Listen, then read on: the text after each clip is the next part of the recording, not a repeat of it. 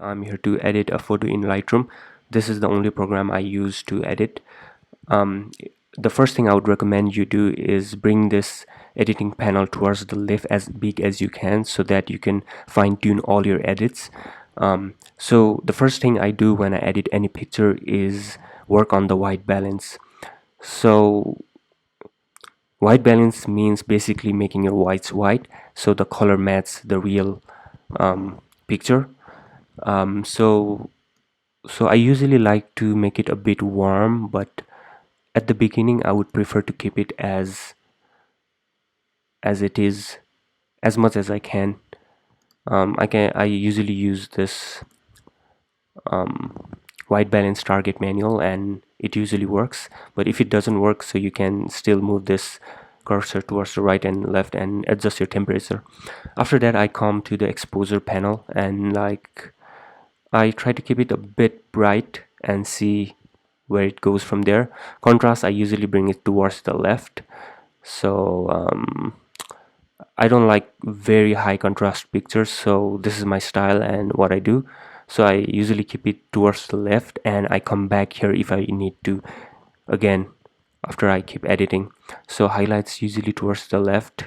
Like what I want you to do, or what I would recommend you do, is just take these towards the extreme left and extreme right and look what you like and then fine tune in to your liking. So I usually go somewhere around here. I like this. And shadows, let's see, let's go to the right. It's not looking good, so I have to bring it towards the left.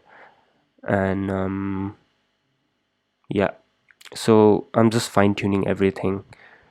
We have lots of whites, so like bringing it towards the left will make sure there are less of whites, and it's also kind of my style while I edit. I don't I don't like the highlights which are blown out, so I like to bring it towards the left. And as you keep doing this, you'll figure out what your style is, and so it's easier in the long run. So I'm so sorry, man. So the texture and clarity.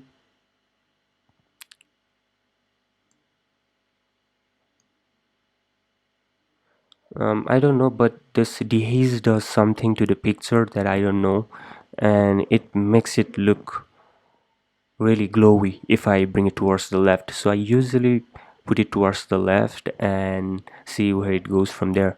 For clarity, don't do too much, just kind of play a little bit around here and there, like towards the +3 5, somewhere around that line. And texture, let's see what we can do with this. Yeah, so I'm usually I don't like high contrast pictures, so I usually take the saturation towards the left and desaturate a bit, and then bring the vibrance towards the right. Saturation works with all your picture and it brings your color down. So I like doing that most of the time. The biggest thing I think my edit is different from other because of this tone curve. I'll do this afterwards. First, I want to go down and work with the colors here. So this is calibration, and it's very important to work in this if you want to have a perfect color on your edits. So let me see and fine-tune this to my liking first, and I'll go from there.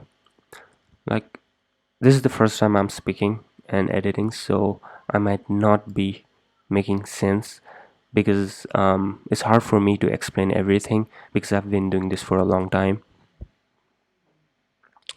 Hopefully I get better at explaining things as time goes on.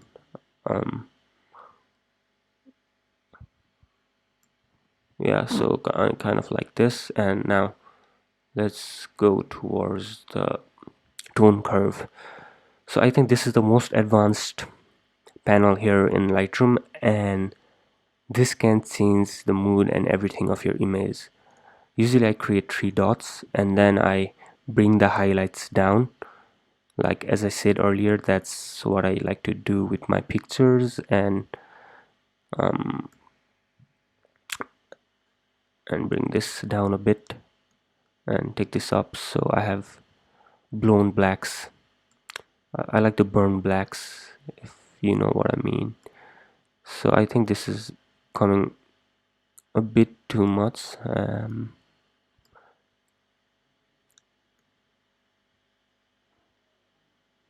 See, I like this. um, so now let's go and work on the color panel. So see what it does there. We don't have any red color in the picture, so it doesn't change anything, but we probably have orange skin tones, and look at that. So make sure you know what you like you can do anything to the picture, but try to keep your skin as close to real life as possible, because if you don't keep your skin tone as it is, then it might look really off. So the first thing I make sure is that skin tone is always correct and right, and this other you can do whatever you like according to your style and what helps you the most. um,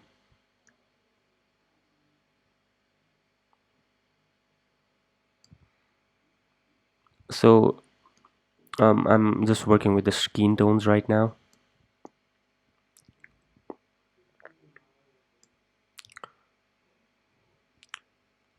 So highlights, I like to make it a bit a bit cool, and for shadows I like to keep it warm.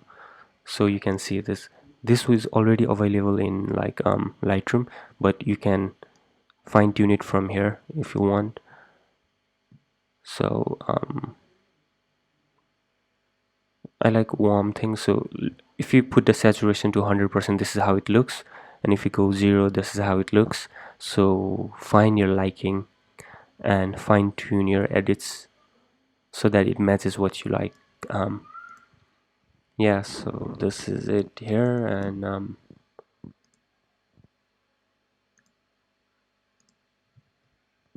so sharpening, I like to sharp a tad bit, um, around 40, or sometimes more or less depending on the picture, and I keep the masking at around 90%.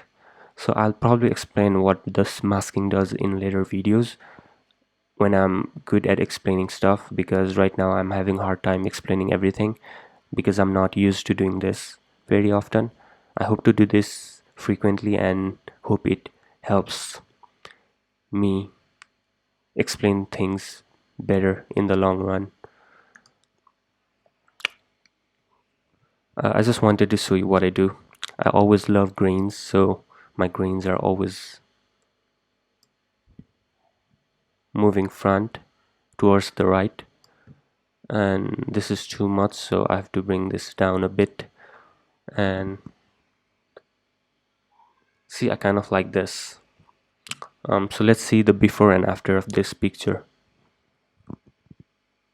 So this is the before, as you can see here, and this is the after that I changed right now. So, or you can also press the backslash key to see the before, and again press it to see the after. So it's easier shortcut. Before, after. I'm liking it, so I will export this and then post it wherever I want on social media or whatever there is export. Thank you for watching this, and I hope to do this more every time I edit a picture, and hope that helps you